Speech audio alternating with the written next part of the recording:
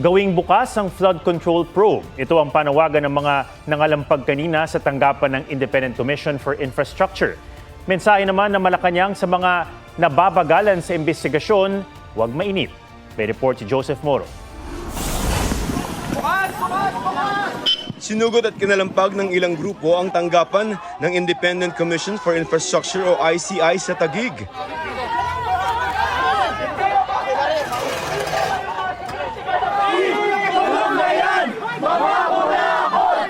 Ginigit ng grupo dito ngayon sa may harap ng ICI kung saan ginagawa yung mga pagdinig na walang i-cover up doon sa kanilang ginagawang investigasyon sa mga flood control projects.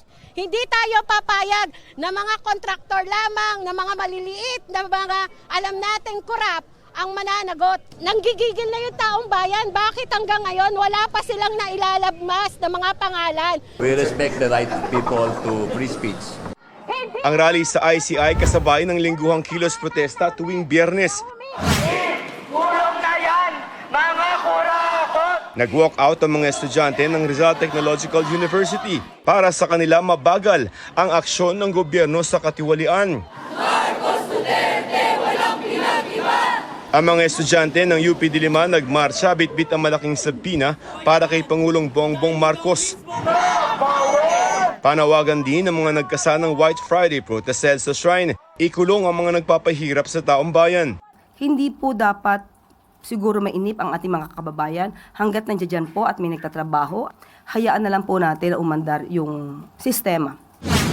Sa ngayon, puro mga district engineer pa lamang ang inirekomendang kasuhan ng ICI. Ombudsman na magsasampa ng kaso sa Sandigan Bayan batay sa nakalap ng ebidensya ng ICI. Ang mga inihain nilang ebidensya kaugnay ng mga proyekto sa Oriental Mindoro, La Union at Davao Occidental nasa preliminary investigation na raw ng Ombudsman.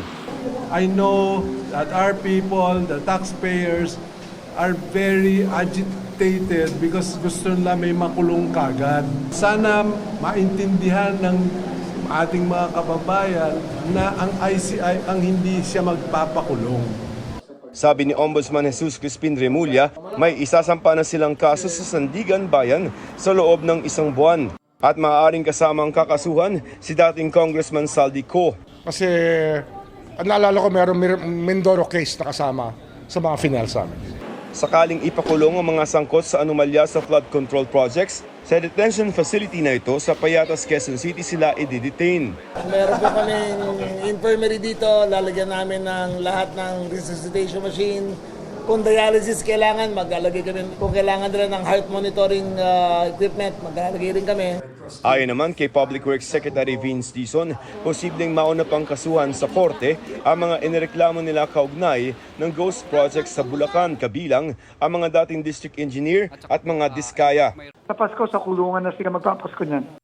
Joseph Morong, nagbabalita para sa GMA Integrated News.